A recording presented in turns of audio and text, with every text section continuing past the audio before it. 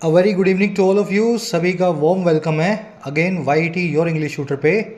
31 अक्टूबर की क्लास है आज की और ये बेस्ड होगी केरला में हुए बॉम्ब ब्लास्ट पे। बॉम्ब ब्लास्ट क्यों हुआ, करने वाला कौन था, सरकार की क्या जिम्मेदारी है और आप और मैं क्या कर सकते हैं बॉम्ब ब्लास्ट के बाद में माहौल ना बिगड़ने देने के लिए सोशल मीडिया पे। इम्पॉर्टेंट आर्टिकल है, अपने क्विज़ को देखते हैं। हर क्लास के अंदर आपको एक क्विज़ दिया जाता है ताकि आप अच्छे से सीखें और बाद में अपने आप को असेस करें। तो इसमें कॉम्प्रिहेंशन, वोकैब और ग्रामर हर तरह का एस्पेक्ट जो है कवर्ड है। तो ऑलराउंडर क्लास है ये। बेनिफिट भी इसका ऐसे ही लेना है आपको। At the end of the class आपको 11 में से 11 मार्क्स मिलने चाहिए। सोल्यूशन भी तभी करवाएंगे। आइए क्लास को शुरू करते हैं।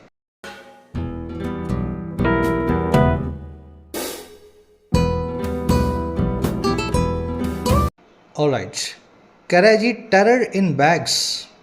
टेरर इन बैग्स, बैग का मतलब क्या होता है, थैला या लिफाफा।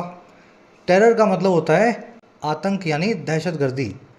कह रहा है जी आतंक जो था इस बार लिफाफे की शक्ल में आया या लिफाफे के अंदर आया। बात हो रही है on the blast in Kerala, Kerala में हुए बॉम्ब ब्लास्ट की। चलिए आगे बढ़ेंगे टाइटल पैराग्राफ पे, देखें क्या कहना चाह रहा है। कह रहा है there needs to be a fair investigation of the Kalamassery blast in Kerala. कह रहा है जी एक फेयर इन्वेस्टिगेशन जो है ना नीड्स टू बी, वो होनी ही चाहिए। और किसकी? कलामेसरी ब्लास्ट की, बॉम्ब ब्लास्ट की केरला में। सेंटेंस बहुत आसान है पढ़ने में, स्ट्रक्चर देख लेना। सब्जेक्ट है आपका इन्वेस्टिगेशन और नीड्स है इसकी वर्ब। वर्ब को सेंटेंस में सब्जेक्ट से पहले तभी रखा जाता है जब देयर नाम के वर्ड से या एडवर्ब से क्लोज को शुरू किया जाए। देयर जब भी क्लोज की शुरुआत में आएगा वर्ब को उठाएगा और सब्जेक्ट से पहले रख देगा। अगर यहाँ इन्वेस्टिगेशंस होता, सब्जेक्ट प्लूरल होता, तो वर्ब जो है सिंगुलर होने वाली थी। बार बार इसकी तरफ मैं ध्यान इसीलिए खींचता हूँ, जब ये आपके बैक ऑफ द माइंड आ जाएगा ना ये कॉन्सेप्ट, देखते ही आप इसको स्कोर करने लगेंगे। तब तक मैं चाहूँगा इसको रिपीट करूँ, है ना। हर दूसरी तीसरी क्लास में इस कॉन्सेप्ट को मैं इसीलिए रिपीट करता हूँ। चलिए आगे बढ़ते हैं। सारी वोकैब पर नज़र डालेंगे इस आर्टिकल की। भरपूर वोकैब और भरपूर ग्रामर मिलेगी इसमें आपको। बड़ा अच्छा आर्टिकल है। क्लास को एक लाइक और एक शेयर करना। जो बच्चे क्लास में नए हैं सब्सक्राइब कर लो चैनल को। शाम को 6:30 से 7 के बीच में ये क्लासेस पब्लिश होती हैं, जिसमें आपकी ओवरऑल जो है डेवलपमेंट करवाते हैं इंग्लिश की। हिंदी मीडियम वाले को इंग्लिश वाले के बराबर लाते हैं। चलो, टेक्स्ट बुक की मॉक टेस्ट पासेस की सेल ऑनगोइंग है। जिन बच्चों ने पासेस मिस कर दिए थे, 1 साल पुराने वाले दाम पे आप अभी भी मॉक टेस्ट पास को बाय कर सकते हैं। 263 रुपये में प्रो पास मिल रहा है। प्रो पास क्या होता है? 70,000 मॉक टेस्ट आपको मिलेंगे इस पास में, अलग अलग एग्ज़ाम्स के। साथ ही जितने भी एग्ज़ाम्स हैं 700 से ज़्यादा, इनके प्रीवियस ईयर पेपर्स भी आपको मॉक की फॉर्म में मिल जाते हैं। 1 रुपये से भी कम की कॉस्ट है पर डे की इस पास की। You can take the benefit of the pass. Comment section में जाएं, लिंक रखा है पास का। 299 रुपये का आपको दिखाएगा प्राइस। इस पे ले लेना additional discount by using the code YT10। जैसे इस कोड को आप यूज़ करेंगे आपका प्राइस घट के 263 रुपये हो जाएगा। कोड को लगाना ना भूलें फॉर द मैक्सिमम डिस्काउंट। चलो जी, वोकैब शीट आज की। अगेन 5 वर्ड्स हैं, 2 नए और 3 पुराने। एलिनेट क्या होता है जी? एलिनेट करना। देखिए जी, एलियन का मतलब होता है स्ट्रेंजर। ये जो वर्ड आप देख रहे हो ना एलियन, इसका मतलब होता है स्ट्रेंजर, ऐसा आदमी जिसको आप नहीं जानते हैं।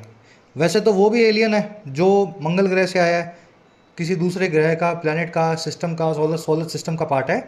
लेकिन एलियन वर्ड का मतलब जो लिटरल मीनिंग होता है वो होता है विदेशी।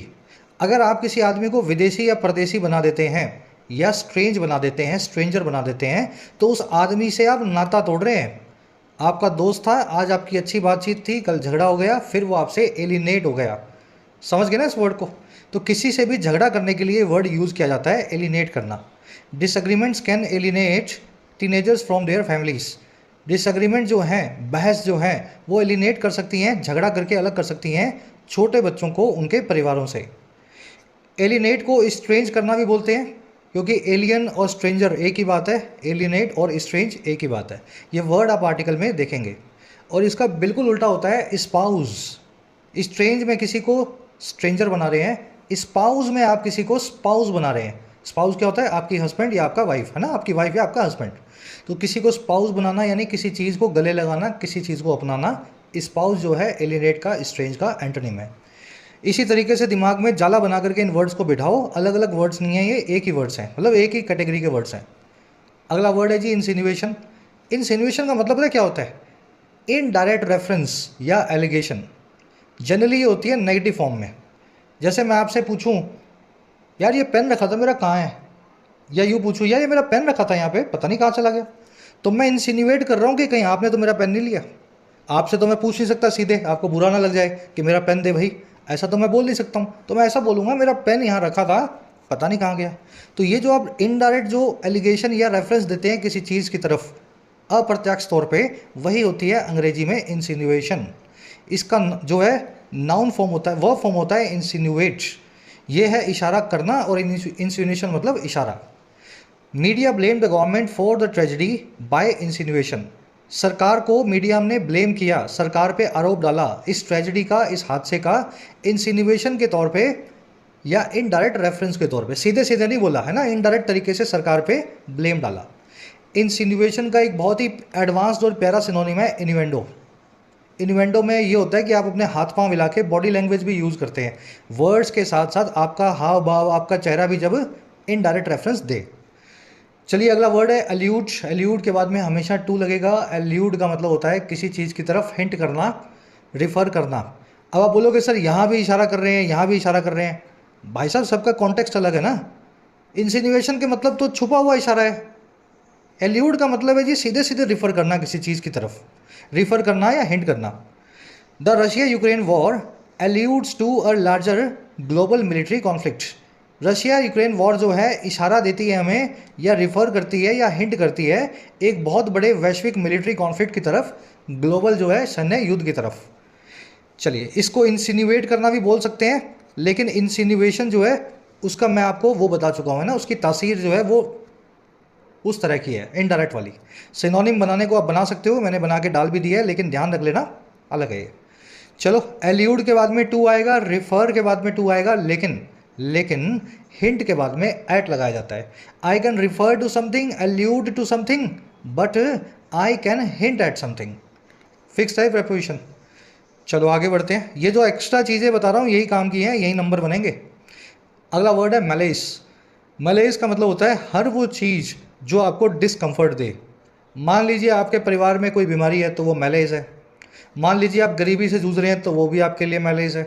आपका शोषण हो रहा है, एक्सप्लॉइटेशन हो रहा है तो वो भी मैलेस है। तो मैलेस मतलब हर वो चीज़ जिसको आप बीमारी बोल सकें, चाहे वो शारीरिक बीमारी हो या सामाजिक बीमारी हो। To fight with the malaise of corruption the Lokpal bill has been passed by the Indian parliament. इस सामाजिक समस्या से या बीमारी से फाइट करने के लिए जो है करप्शन की, लोकपाल बिल को पास कर दिया गया है इंडियन पार्लियामेंट के द्वारा। तो बीमारी को एलिमेंट भी बोलते हैं, इसलिए एलिमेंट और अनईज, अनईज मतलब डिस्कम्फर्ट, इसके सिनोनिम्स हैं। मलेज बहुत ही अच्छा वर्ड और कॉमन सा वर्ड है, अगर आपको नहीं पता था यूज़ होता हुआ इसको आप देखेंगे बार बार, इसको है ना ध्यान देना इसकी तरफ। चलिए लास्ट अपने पास फ्रेज है आज का, रिसोर्ट टू। देखिए रिसोर्ट का मतलब होता है, एक तो रिसोर्ट होता है वो आप माउंट आबू चले गए, शिमला चले गए, ऊटी चले गए, तो ऊपर रिसोर्ट होते हैं ना पहाड़ों के ऊपर, या ऐसे किसी टूरिस्टिक प्लेस पे जहाँ पे लोग घूमने आते हैं, वो रिसोर्ट तो रिसोर्ट होता ही है। लेकिन रिसोर्ट वर्ड का एक और मीनिंग होता है आखिरी चारा। कई बार आपने सुना होगा what is your last resort, आपका आखिरी चारा क्या है। तो वो जो चारा वाला वर्ड है ना, वहाँ से रिसोर्ट वर्ड को पकड़ के रखना। इससे आप अंग्रेजी में एक फ्रेज बनाते हैं, वो फ्रेज रिसोर्ट टू समथिंग। इसका मतलब होता है अपना काम निकालने के लिए किसी चीज़ पे उतर आना, या आखिरी चारा बना करके किसी चीज़ का इस्तेमाल करना।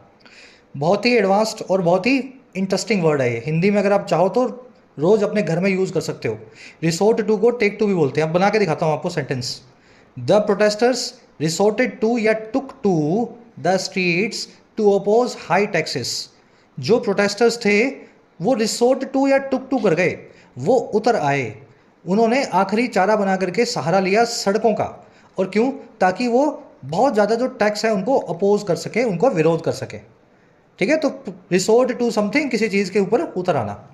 ध्यान रखेंगे जब भी किसी चीज़ के ऊपर उतरेंगे रिसोर्ट टू के बाद में उस चीज़ को नाउन फॉर्म में लिखेंगे। लेकिन अगर वो चीज़ नाउन ना हो, कोई एक्टिविटी हो, कोई काम हो, वर्ब हो, तो उसकी आईएनजी फॉर्म उसको जिरंड में बना करके लिखेंगे। भाई नाउन आ रहा है तो फिर वर्ब की बेस फॉर्म या वर्ब की कोई और फॉर्म नहीं आएगी, आईएनजी फॉर्म ही आएगी। जीरंड और नाउन दोनों बराबर होते हैं। चलिए आगे बढ़ेंगे। 5 वर्ड्स हैं, डिटेल में करवा दिए हैं। अब जहाँ आर्टिकल में दिखे वहाँ आपका रिवीजन हो जाएगा। समरी बहुत सिंपल सी है। केरला में ब्लास्ट हुए हैं। ब्लास्ट किए हैं एक क्रिश्चियन सेक्ट है जिसका नाम है जेहोवाज विटनेसेस।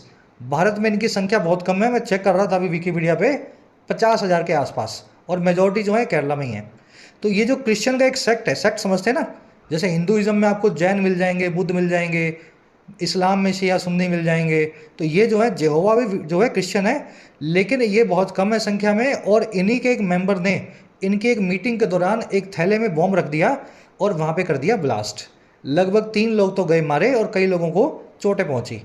अब ये ब्लास्ट के बाद में केरला की सरकार, केंद्र सरकार सब हरकत में आई और पता लगा कि एक आदमी का ये काम था जो कि अपने इस क्रिश्चियन ग्रुप से नाराज़ था। हमारा आर्टिकल ये कह रहा है कि इस मामले के कई एंगल्स और भी हो सकते हैं, क्योंकि जो बॉम्ब का इस्तेमाल किया गया है आईईडी, ये कोई छोटा मोटा बॉम्ब नहीं है। और दूसरी चीज़ ये, इस ब्लास्ट के बाद में नेताओं ने धार्मिक भावनाओं को भड़काना शुरू कर दिया केरला में। ये काम से भी हमें बचना होगा, इस आर्टिकल में सजेस्ट किया गया।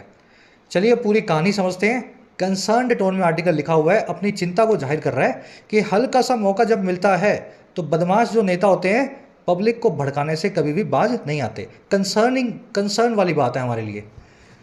कह रहे जी, hours after a series of explosions tore through a convention of some 2000 members of a minority millenarian church group, Jehovah's Witnesses, at Kalamasari in central Kerala on a Sunday morning. A man named Martin Dominic took to social media to claim responsibility for the act of terror. लंबा sentence है लेकिन ये sentences पता है आपको बहुत आसान होते हैं। कह रहे जी घंटों बाद। अच्छा, किस चीज़ के घंटों बाद भाई? जब एक सीरीज जो है, एक श्रृंखला जो है एक्सप्लोजन्स की, एक्सप्लोजन मतलब बॉम्ब ब्लास्ट, कह रहे एक श्रृंखला जो है सीरीज एक्सप्लोजन्स की, उसने टीयर थ्रू कर दिया। देखिए टोर थ्रू जो है टीयर की सेकंड फॉर्म है V2। टीयर का मतलब होता है चीर कर देना, फाड़ देना। जब ये एक्सप्लोजन जो है चीर करके निकल गए या फाड़ करके निकल गए एक कन्वेंशन से, एक मीटिंग से। कन्वेंशन यानी कि एक सभा, और ये सभा या मीटिंग किसकी थी? 2000 मेंबर्स की थी, एक माइनॉरिटी मिलेनियर चर्च ग्रुप की। ये मिलेनियर चर्च ग्रुप मुझे पता नहीं है, क्रिश्चियन ग्रुप होता है कोई, ऐसा समझ लो, माइनॉरिटी ग्रुप है लेकिन। और इस ग्रुप का नाम है जेहोवाज विटनेसेस। और ये सारा काम हुआ इस जगह पे, कलामसारी नाम की जगह पे, सेंट्रल केरला में, और हुआ संडे की सुबह को, जब चर्च की सर्विस होती है ना संडे मॉर्निंग में। कह रहे जी इस शर्मनाक घटना के कुछ घंटों बाद ही हुआ क्या? कह रहे जैसे ये घटना हुई, ये ब्लास्ट हुए, तो एक आदमी था इस ब्लास्ट को करने वाला सिरफिरा, जिसका नाम था a man named Martin Dominic. ये उतर आया, टुक टू कर गया, रिसोर्ट टू कर गया सोशल मीडिया पे। और क्यों? ताकि ये क्लेम कर सके रिस्पॉन्सिबिलिटी, दावा कर सके जिम्मेदारी का इस एक्ट ऑफ टेरर के लिए, इस बॉम्ब ब्लास्ट के लिए। और ये कौन सा बॉम्ब ब्लास्ट है भाई? Which killed 3 people besides injuring 50 others। ये वो बॉम्ब ब्लास्ट है जिसमें 3 लोगों की जान गई और साथ ही साथ इंजर हुए बिसाइड्स 50 दूसरे। सिंपल सेंटेंस है ना। सीरीज सब्जेक्ट है, वर्ब है इसकी टोर थ्रू, टीयर थ्रू करना यानी चीर करके थ्रू पार निकल जाना। बॉम्ब्स ऐसे ही होते हैं ना, आप खड़े हो तो बॉम्ब फटेगा तो फाड़ करके चीर करके आपको आपके पार चला जाएगा। तो ये इस बॉम्ब ब्लास्ट ने भी यही किया। कन्वेंशन का मतलब होता है सभा या मीटिंग। इस वर्ड के कई मीनिंग्स हैं। कन्वेंशन का एक मीनिंग ये भी होता है इस्टेब्लिश्ड कस्टम, चलती हुई प्रथाएं जो आपके घर परिवार में हैं। लेकिन सभा या मीटिंग वाला जो एडिशनल सिनोनिम है, इस वर्ड का मीनिंग आपको आना चाहिए। कन्वीन नाम की एक वर्ब होती है किसी मीटिंग को बुलाने के लिए, ऑर्गेनाइज करने के लिए। The collector has convened a meetings of all DDOs। Collector साहब ने सभी DDOs की मीटिंग को बुलाया है। तो वो जो कन्वीन वर्ब है, वहीं से कन्वेंशन नाम का वर्ड बना रखा है हमने, सभा या मीटिंग के लिए इस्तेमाल होता है। थोड़ा सा कनेक्ट करो इन दोनों चीज़ों को। ये कन्वीन वर्ड अब अलग नहीं है, कन्वेंशन से ही जुड़ा हुआ है। चलिए एक वन वर्ड आपसे पूछ रहे हैं यहाँ पे, 2 दिन पहले करवाया था आपको। एक रिलीजियस मीटिंग को क्या बोलते हैं जिसमें सभी लोग कॉमन फेथ के हों, एक ही धर्म से या एक ही पंथ से बिलोंग करते हों? 40, 50, 100, 500, 1000 लोग अगर इकट्ठे हो जाएं, है ना, कुंभ में या काबा में या मेका में, तो ऐसी ग्रुप को हम अंग्रेजी में वन वर्ड में क्या बोलते हैं? चलिए प्यारा वन वर्ड है, कमेंट्स में डालो, मैं बता दूंगा आपको। पहले अपना थोड़ा सा करो, अपना दिमाग चलाओ। बढ़े आगे। मैन जो है डोमिनिक, मैन की वर्ब है जो है टुक टू, टेक टू करना, रिसोर्ट टू करना, किसी चीज़ पे उतर आना। तो ये बंदा उतर आया सोशल मीडिया पे। विच आया है एक्ट ऑफ टेरर के लिए, दहशतगर्दी की इस हरकत के लिए। विच की वर्ब है किल्ड। बिसाइड्स का मतलब होता है, बिसाइड्स का मतलब होता है साथ ही साथ। देखो ये कॉन्सेप्ट कल ही मैंने करवाया था, लेकिन 2 बच्चों ने कमेंट्स में डाला कि सर हमें कहीं ना कहीं कन्फ्यूजन है। तो कल करवाया था, आज जो क्वेश्चन दिए थे ना कल, उनको फटाफट डिस्कस कर लेते हैं। कॉन्सेप्ट आसान है। बिसाइड और बिसाइड्स 2 वर्ड्स अंग्रेजी में। बिसाइड मतलब बी माई साइड, मेरी बाजू में आओ, यानी साइड में आओ। बिसाइड मतलब बाजू में, ऐसा समझ लो। और बिसाइड्स का मतलब होता है एज वेल एज या इन एडिशन टू, साथ ही साथ। शी स्टूड बिसाइड या बिसाइड्स हिम ऑफरिंग हर सपोर्ट, बिसाइड या बिसाइड्स वाइड काउंसिल। वो जो है उसके बाजू में खड़ी रही, ऑफर करते हुए अपने सपोर्ट को, और किसके साथ, साथ ही साथ बुद्धिमानी भरी सलाह के। तो बाजू में खड़ी रही तो यहाँ क्या लिखेंगे, बिसाइड। और सपोर्ट दिया गया, सलाह के साथ साथ दिया गया, एडिशन में दिया गया, तो बिसाइड्स। बस इतनी सी तो बात है। फिर एक सेंटेंस मैंने दिया था आपको लास्ट के क्विज में, ये वाला। Besides the determined team of scientist who were bent to explore the unknown rested a trove of ancient artifacts। कह रहे जी बाजू में या बिसाइड्स एक बहुत ही डिटर्मिन्ड टीम के साइंटिस्ट की, डिटर्मिन्ड मतलब जिनका पक्का इरादा है, और जो साइंटिस्ट बेंट थे, उतारू थे, एक्सप्लोर करने में, अननोन को ढूंढने में, ऐसी चीज़ों को जो अननोन है। कह रहा है उनके बाजू में ना रेस्ट कर रही थी या रखी गई थी एक ट्रोव। ट्रोव का मतलब होता है संदूक, है ना। एक संदूक पड़ी थी जो थी एंशंट आर्टिफैक्ट्स की, पुरानी चीज़ों की, और जो कि बहुत केयरफुली प्रिजर्व की गई थी, having carefully preserved by the experts. Mains level का क्वेश्चन है ये, चाहे सीजीएल का मान लो, चाहे आईबीपीएस एसबीआई का मान लो। गलतियां इसमें 3 थी। बाजू में पड़ी थी टीम के, ये वाली रेस्टेड कर रही थी ट्रोव, तो यहाँ पे लिखेंगे beside the determined team of scientist. भाई इनके बाजू में रखी हुई थी ना। साइंटिस्ट के लिए हु आया है, हु की वर्ब है बेंट, वर्ब बेंट। बेंट के बाद में हमेशा ऑन लगाते हैं, बेंट ऑन एक्सप्लोरिंग आपको लिखना चाहिए। तो ये थी एरर नंबर 2। और तीसरी एरर ये थी कि ये जो एंशंट आर्टिफैक्ट्स की ट्रोव है, इसको प्रिजर्व किया गया है पैसिव वॉइस में। तो जो आप परफेक्ट पार्टिसिपल लगा रहे हो, कल आपको एक कॉन्सेप्ट सिखाया भी था, इसको आप पैसिव में लगाएंगे, हैविंग बिन केयरफुली प्रिजर्व्ड। ठीक है, यहां लगना था बिन। तो ये 3 गलतियां इसमें थी। चलिए और आगे बढ़ते हैं। कह रहा है जी Martin said he was an estranged member of the sect and that he chose to punish it for propagating anti national sentiments. ये जो मार्टिन था, जो हत्यारा है, बॉम्ब ब्लास्ट करने वाला, इसने ये कहा कि ये एक स्ट्रेंज्ड मेंबर था। स्ट्रेंज्ड मतलब अरे एलिनेटेड, जो अलग हो चुका है, स्ट्रेंजर बन चुका है, दूर हो चुका है। ये एक मार्टिन कह रहा है कि ये एक झगड़ करके अलग हुआ मेंबर था इस सेक्ट का, क्रिश्चियन सेक्ट का। और ये बात भी उसने कही दैट कि उसने चूज़ किया पनिश करना इस सेक्ट को, इस पंथ को, जेहोवाज विटनेसेस को।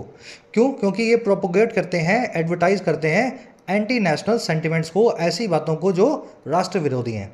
ये मार्टिन का कहना है। मार्टिन की वर्ब है सेंट, सेड। ही आया मार्टिन के लिए, वर्ब है इसकी वॉज, अगेन ही की वर्ब है चोस। स्ट्रेंज या एलिनेटेड, किसी से लड़ झग के अलग हुआ, इसका बिल्कुल उल्टा होता है स्पाउस। प्रोपोगेट करना यानी किसी चीज़ को एडवर्टाइज करना, सबको बताना, समझाना और सर्कुलेट करना। फिर क्या हुआ जी, कह रहा है later he surrendered before the police with what is believe to be an extensive trail of evidence.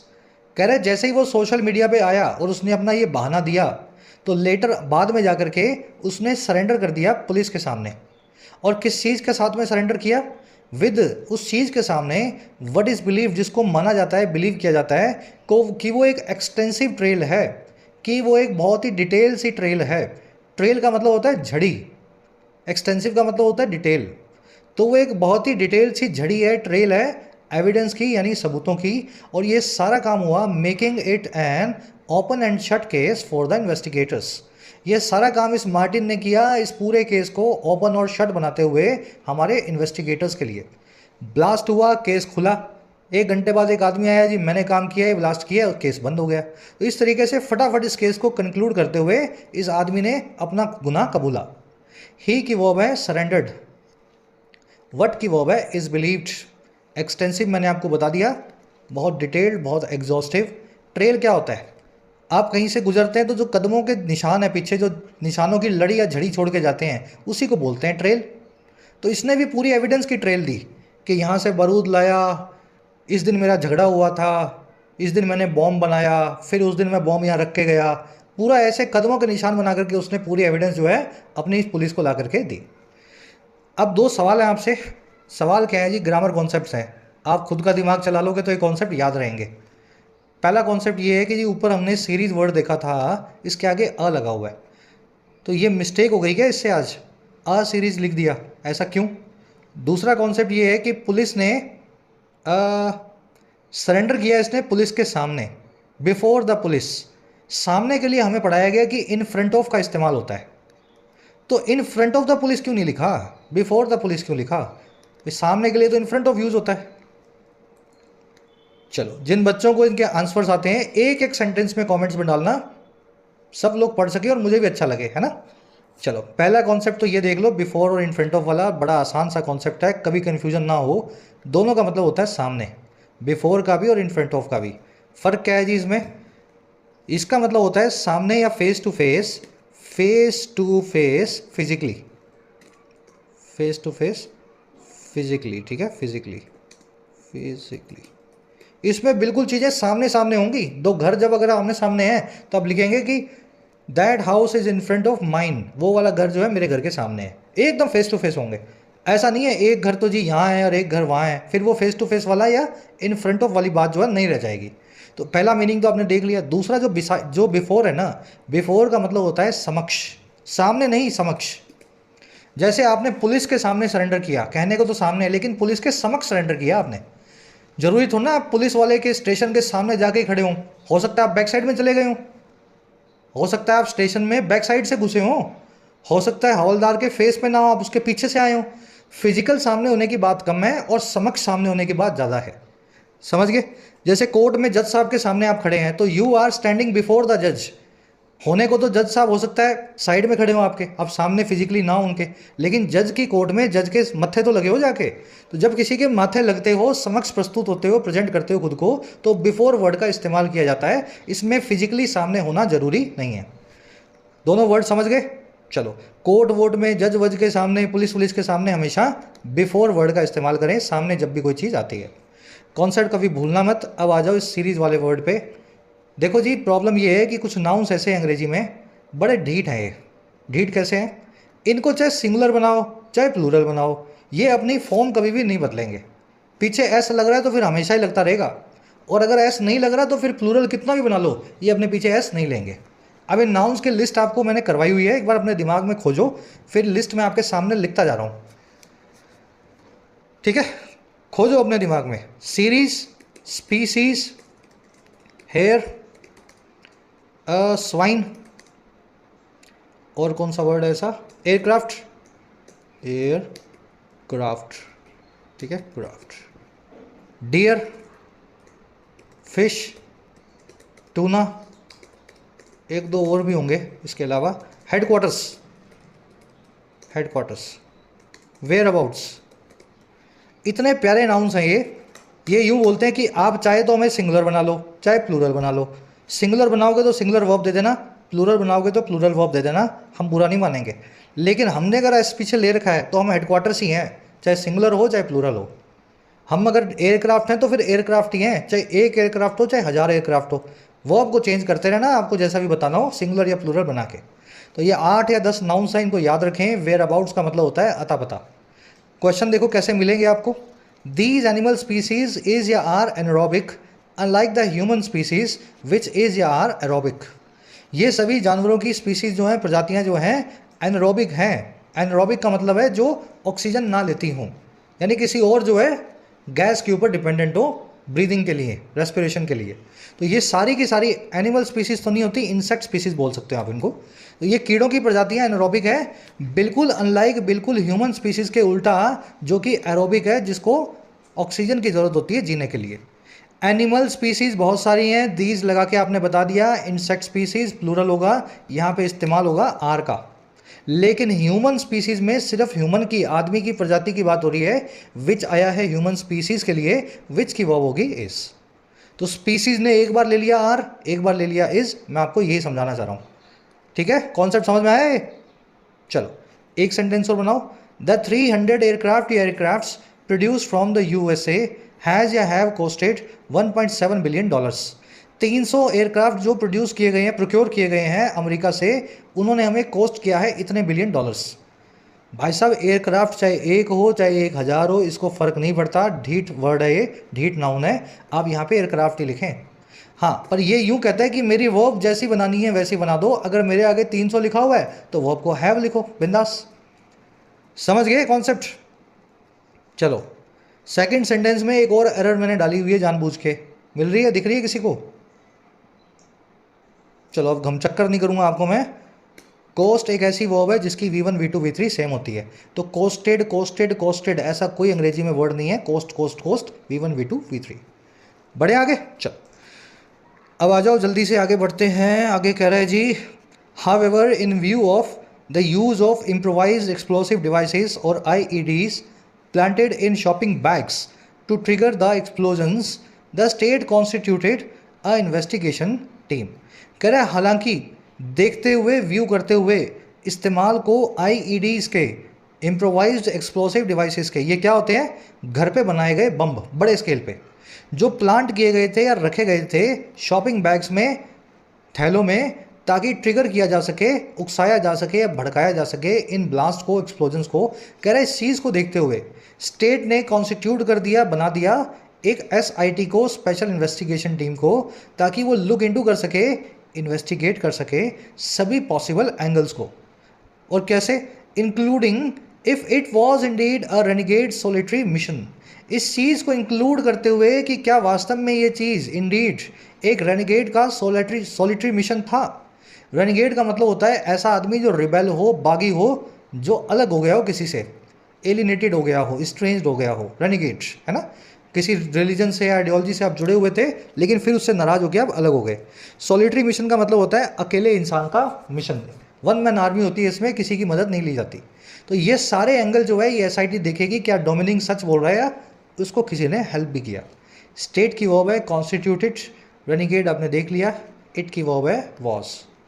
कह रहा है द नेशनल इन्वेस्टिगेटिव एजेंसी और NIA and national security guard और NSC have begun their work.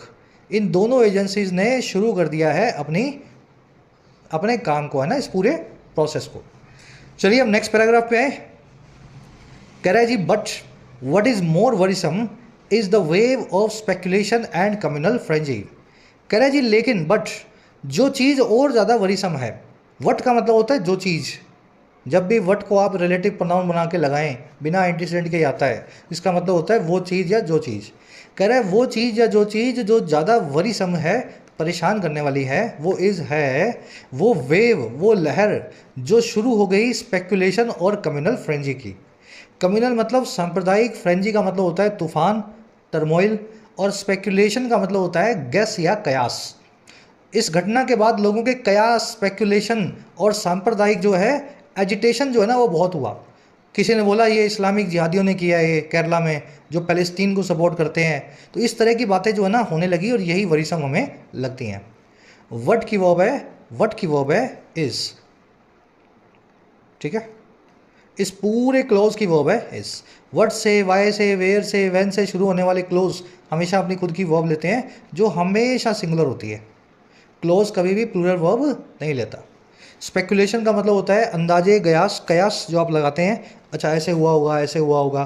Frenzy का मतलब होता है turmoil या अफरा तफरी, एजिटेशन, है ना। कह रहा है in the few hours between the blast and the surrender of Dominic Martin, a minority community was kept on tenter hooks by communally charged social media post loaded with insinuations। कह रहे जी कुछ घंटों के भीतर ही, और वो कौन से घंटे हैं? इन हमलों के, ब्लास्ट के और डोमिनिक नाम के इस आदमी के सरेंडर के। कह रहे इस बीच के कुछ घंटों में ना एक मिनॉरिटी कम्युनिटी जो थी उसको रखा गया था टेंटर हुक्स पे। टेंटर हुक पे होना यानी एक बहुत ही परेशान अवस्था में होना। बता दूंगा ये वर्ड कैसे बनाया गया। तो एक माइनॉरिटी कम्युनिटी को एक बड़ी परेशान जो है स्टेट में रखा गया, और किसके द्वारा? Communally charged social media post के द्वारा, ऐसी सोशल मीडिया पोस्ट जो कि सांप्रदायिक तौर पे चार्ज्ड थी, जिसमें आपको सांप्रदायिक भावनाएं मिलेंगी, और जो लॉडेड विथ थी, जो भरी हुई थी उन डायरेक्ट या इनडायरेक्ट रेफरेंसेस से। इंसिनुएशन क्या होते हैं? इनडायरेक्ट तौर पे जो अगर आप किसी पे आरोप लगाते हैं, तो वो डायरेक्ट या इनडायरेक्ट जो इंसिनुएशन से लॉडेड विथ थी, भरी हुई थी, और भरी हुई थी वाइल्ड असर्शन से। असर्शन मतलब दावा या क्लेम, वाइल्ड का मतलब होता है जी गलत, अब्यूसिव, ईविल बोल सकते हैं आप उसको, शैतानी, है ना। और ये शैतानी दावे किसके थे? Of Kerala having become a Dane of jihadist. ये शैतानी दावे थे केरला के बन चुके होने के जिहादिस्ट का अड्डा या डेन ऑफ जिहादिस्ट। डेन का मतलब होता है अड्डा, या जहाँ पे सब इकट्ठे होते हैं ना, कोई चीज़ शेल्टर होता है उनका, उसको बोलते हैं डेन। जैसे चमगादड़ों का डेन होता है, शेरों का डेन होता है, इसको मांद भी बोलते हैं हिंदी में। सेंटेंस समझ में आया ना? कुछ ही घंटों में ब्लास्ट के और मार्टिन नाम के इस आदमी के सरेंडर के बीच में एक माइनॉरिटी कम्युनिटी जो है उसको बड़ा परेशान कर दिया गया communally charged social media post के द्वारा, जो पोस्ट भरी हुई थी इन डायरेक्ट एलिगेशन से और इन शैतानी दावों से कि केरला जो है वो बन चुका है जिहादियों का अड्डा या डेन ऑफ जिहादिस्ट। कम्युनिटी की वर्ब है was kept, keep on tenterhooks, किसी आदमी को एजिटेटेड अवस्था में रखना। टेंटर कौन होता है? जो टेंट लगाता है। और टेंट आपने देखा होगा इस तरीके से लगता है, टेंट लगते हैं ना, आपके शादी ब्याह में भी देखे होंगे आपने टेंट। तो टेंट है ना, एकदम जो है खींच के लगाए जाते हैं, ऐसा ना वो हिल रहे हो ऐसे ऐसे करके हवा आए और उड़ा के ले जाए, एकदम खींच के लगाए जाते हैं, और उन पर एक हुक होता है। तो टेंटर हुक में अगर आप टेंट को बांध रहे हैं तो टेंट एकदम खिंचा हुआ रहेगा। तो टेंटर का हुक कौन सा हुआ? खींचने वाला हुक। अगर कोई भी आदमी टेंटर हुक्स पे है तो समझ लो वो एक एजिटेटेड स्टेट में है, खिंचा हुआ है, तनाव में है। समझ गए? तो टेंट से, टेंटर के हुक से ऑन टेंटर हुक्स नाम के फ्रेज को कनेक्टेड रखें। इंसिनुएशन आपने देख लिया, इनडायरेक्ट रेफरेंस को बोलते हैं वाइल यानी शैतानी। आगे कह रहे जी that the blast happened amid expressions of solidarity with Palestine by various political and social organisations in Kerala was deviously alluded to with a view to drumming up communal tensions। अब यहाँ आकर के आर्टिकल थोड़ा सा ना कॉम्प्लिकेटेड लिखा हुआ है, सेंटेंसेस जो आप देख रहे हो स्ट्रक्चर बड़ी रिच है। कह रहा है जी दैट, ये बात की। अच्छा कौन सी बात? ये सारे ब्लास्ट जो हैं, ये जो सारे बम हैं, ये फटे, ब्लास्ट हैपन हुए उन एक्सप्रेशंस के बीच, उन अभिव्यक्ति के बीच जो थी एकता या सॉलिडारिटी की पैलेस्टीन के साथ। और किन लोगों के द्वारा थी? केरला में बसे हुए बहुत सारे पॉलिटिकल और सोशल ऑर्गेनाइजेशंस के द्वारा थी। कह रहा है ये सारे हमले जो हैं, सारे बम जो हैं, इन पूरी रैलियों के बीच फटे। आजकल वहाँ पे सॉलिडारिटी की रैलियाँ हो रही है ना केरला में कि हम पैलेस्टीन के साथ खड़े हैं। कह रहा है ये जो बात है ना कि इस बीच में झगड़ा हुआ, ये ब्लास्ट फटा, कह रहा है ये दैट जो है ना, ये डिवियसली अलूड टू किया गया। डिवियसली का मतलब होता है डेविल के तौर पे। डेविल कौन होता है? शैतान। डिवियसली मतलब शैतानी तौर पे, कनिंगली, बहुत ही धूर्तता वाले है ना उसके अंदर। तो इस चीज़ को बड़ा ही शैतानी तौर पे अलूड टू किया गया या इशारा करके जोड़ा गया। और किससे? व्यू टू करते, विद अ व्यू टू, इस मकसद से। विद अ व्यू टू मतलब इस मकसद से, और मकसद था ड्रम अप करने का, उकसाने का। ड्रम अप करना, उकसाना, कम्युनल टेंशंस को। आई बात समझ में? सोशल मीडिया में बड़े बड़े नेताओं ने बेशर्मी के साथ में इस मौके का फ़ायदा उठाते हुए केरला के ब्लास्ट को सोशल मीडिया, जो पैलेस्टीन के साथ में जो लोग खड़े हैं उनके साथ जोड़ दिया। कह रहा है ये जो काम इन्होंने शैतानी तौर पे किया ना, तेज होकर के, अपनी तेज़ी दिखा करके, और ये काम किया इन्होंने ड्रम अप करते हुए, भड़काने के लिए सोशल टेंशंस को। चलिए दैट की वर्ब है वॉज एल्यूडेड टू, ब्लास्ट की वर्ब है हैपेंड, सॉलिडारिटी का मतलब है एकता, ड्रम अप करना, किसी चीज़ को उकसाना या भड़काना, इंसाइट या इंस्टिगेट करना। सोचो आप बाज़ार में ड्रम लेके या ढोल लेकर के ज़ोर ज़ोर से बजाएं, लोगों को इकट्ठा करें, बस वही होता है ड्रम अप करना। ढोल बजा बजा के लोगों को बुलाना, देखो देखो ऐसा हो गया है ना, भड़काना लोगों की अंदर की चीज़ों को। चलिए ये विद अ व्यू टू वाला कॉन्सेप्ट आपको आता है ना? आज टाइम रहेगा तो इसको ऐड कर दूंगा मैं, कॉन्सेप्ट में बना करके लाया हूँ, देखते हैं। चलो आगे बढ़ते हैं, फिर बताता हूँ आपको विद अ व्यू टू के बाद में वर्ब की आईएनजी फॉर्म क्यों लगाई गई है। कह रहा है जी among those who castigated Kerala for harbouring terror were a union minister and spokesperson of BJP या भारतीय जनता पार्टी। कह रहा है उन शर्मनाक लोगों में, उन लोगों में जिन्होंने केरला को ही कास्टिगेट कर दिया, केरला नाम की स्टेट को ही लताड़ लगा दिया। और क्यों? कि हार्बर करती है, ये पनाह देती है आतंक को, टेरर को। कह रहा है उन लोगों में वर थे एक तो हमारे केंद्रीय मंत्री, यूनियन मिनिस्टर, और एक प्रवक्ता भी, स्पोक्स पर्सन भी भारतीय जनता पार्टी के। चलिए, हु की वर्ब है कास्टिगेटेड, हु आया दोज के लिए। अ यूनियन मिनिस्टर और स्पोक्स पर्सन सब्जेक्ट है और इनकी वर्ब है वर। ठीक है, ये दोनों सब्जेक्ट हैं, ये दोनों सब्जेक्ट हैं और इनकी वर्ब है वर। अब आप पूछोगे सर ये क्यों कर रखा है उल्टा सीधा, वर्ब को आगे ले आए, सब्जेक्ट को लास्ट में लिख दिया। देखो ऐसा तभी होता है जब आपके पास सब्जेक्ट बहुत बड़ा हो और अमंग से आपको शुरू करना हो सेंटेंस को। बात समझे मेरी, सेंटेंस में अमंग आ रहा हो और सब्जेक्ट बहुत बड़ा हो तो जनरली क्या करते हैं, सब्जेक्ट को लास्ट में लिख देते हैं और अमंग से सेंटेंस को शुरू कर देते हैं। ये एक राइटिंग स्टाइल है, एक स्पेशल स्ट्रक्चर है, बहुत सारे राइटर्स इस स्ट्रक्चर को यूज़ करते हैं। यूज़ करने की ज़रूरत नहीं है, मैं सीधे सीधे भी लिख सकता था, अ यूनियन मिनिस्टर और BJP spokesperson were among those who castigated Kerala for harbouring terror, ऐसा भी लिखा जा सकता था। हार्बर करना, पनाह देना, शरण देना। कास्टिगेट करना, क्रिटिसाइज करना, लताड़ लगाना, कंडेम करना। कह रहा the union ministers remarks resulted in exchange with the CM of Kerala. कह रहा ये जो मिनिस्टर थे इनकी जो बातें थी वो तो एक रिजल्ट हो गई एक्सचेंज में, आदान प्रदान में, म्यूचुअल गिव एंड टेक में। और किसके साथ में, केरला के सीएम के साथ। केरला के सीएम ने इस केंद्रीय मिनिस्टर को सामना किया, फेस किया इनके रिमार्क्स के लिए।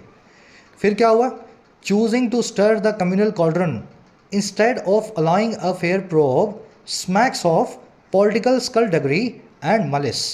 कह रहा है ये जो यूनियन मिनिस्टर का जो काम था ना, चूज करने का कि वो स्टर करे, भड़का दे या ड्रम अप कर दे कम्युनल कॉल्ड्रन को, सांप्रदायिक कढ़ाई को। कॉल्ड्रन क्या होता है, जिसमें चीज़ें उबलती हैं, पिघल, समझ गए ना, तली जाती हैं, कढ़ाया बोलते हैं इसको। कह रहा है जी इस चीज़ को चूज़ करना कि मौका मिलने पे चौका मार दें, लोगों को भड़का दें, कम्युनल कॉल्ड्रन को स्टर कर दें, और बजाय किसके, अलाउ करें एक फेयर प्रोब को, एक निष्पक्ष जांच को।